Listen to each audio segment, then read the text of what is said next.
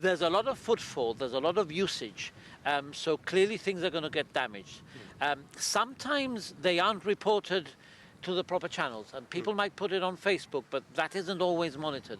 So I would encourage people to report this kind of complaint directly to the people who can do something about it. We have also heard, it was going to be my next point, a fair number of people who say they've expressed their concerns through the email, the beaches.environment@gibraltar.gov.gi, that the issues are not resolved and that they get no reply. Well, I'm very, very sorry to hear that, and certainly we'll take it up with the team. If there's 4 or 5, I'm sure there are lots more who have had replies. That shouldn't happen, and if it has happened, I apologize to the people concerned, and I would ask them to email me directly, because I will make sure that this is not acceptable. If we have problems, they have to be dealt with right away. That is the policy. That is what my team wants to do. If there are failings, okay, we'll take it on the chin and we'll deal with it. Another ongoing issue, Spanish fishermen using illegal fishing methods in Gibraltar waters. We do quite regularly hear complaints about what some fishermen see as a lack of action, a lack of concern, and some telling us that Gibraltar prefers to turn a blind eye to the environmental impact in order to avoid the issue escalating politically, which it has done in the past. Do you feel you have to balance those priorities as well? One has to balance that as well, but I think we have seen in recent weeks that we have stepped up the way we have been dealing with it. There's been one particular fisherman from across the border who is very vocal. And you know, I don't want to make any personal comment, particularly because the gentleman in question has been reported for process, and I don't want to interfere with any criminal investigation. But I think people will see that we will increasingly ensure that everybody is aware that Gibraltar waters are our jurisdiction and that we take its protection seriously. On the subject of the Eastside project, Dr. Cortes said his department was ensuring the highest standards were being met to mitigate any impact on the environment. The work has to progress.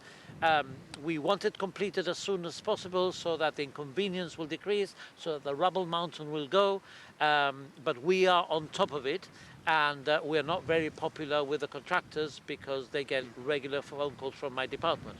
Not very popular, unfortunately, with the Caleteños either, who think that they haven't been listened to, and who think that perhaps that not enough has been done in terms of because an environmental impact assessment has been done for the works, but from what I understand, I might not have the full picture, there hasn't been an assessment made of the impact of the arm of the pier. Work has been done on that, and certainly there will be flowing through the area, because one of the northern arm will have a gap in it. It'll be a bridge so that water will flow.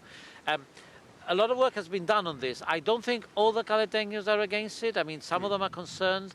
I made it very clear that I would not support an arm extending even more than what is proposed now, and in fact I've made it very clear that part of the end of the arm couldn't be a full-blown wharf, so to speak, but had to be revetment at just above sea level, so it would not be imposing visibly from the shore. If the issue does become such that they are dealing with debris, they are dealing with waste build-up, they are dealing with maybe runoff from the... Because another thing they worry about is that if there are yachts, if there are large yachts coming, there will be spillages, that they'll be dealing with the consequences of that. Will the government be able to assist them in that respect if it's not a government area? Yeah, absolutely. I think there's a couple of things here. Remember that it's not for me to defend the project or the way they carry out the project. That is a private company doing it. What I am saying is... you have to hold them accountable to certain standards. That we are actually holding them accountable. So I'm not defending it. I'm just saying that my department is certainly holding them accountable. I absolutely agree. The running of any marina there, and the marina is much reduced thanks to pressure from our department than they originally proposed. I must say that as well. And they have to run it as an exemplary marina, and there are exemplary marinas around the world, and we've done a bit of research on this, and clearly the government will be totally on the side of the people from Catalan Bay and the users of Catalan Bay in ensuring that that is the case.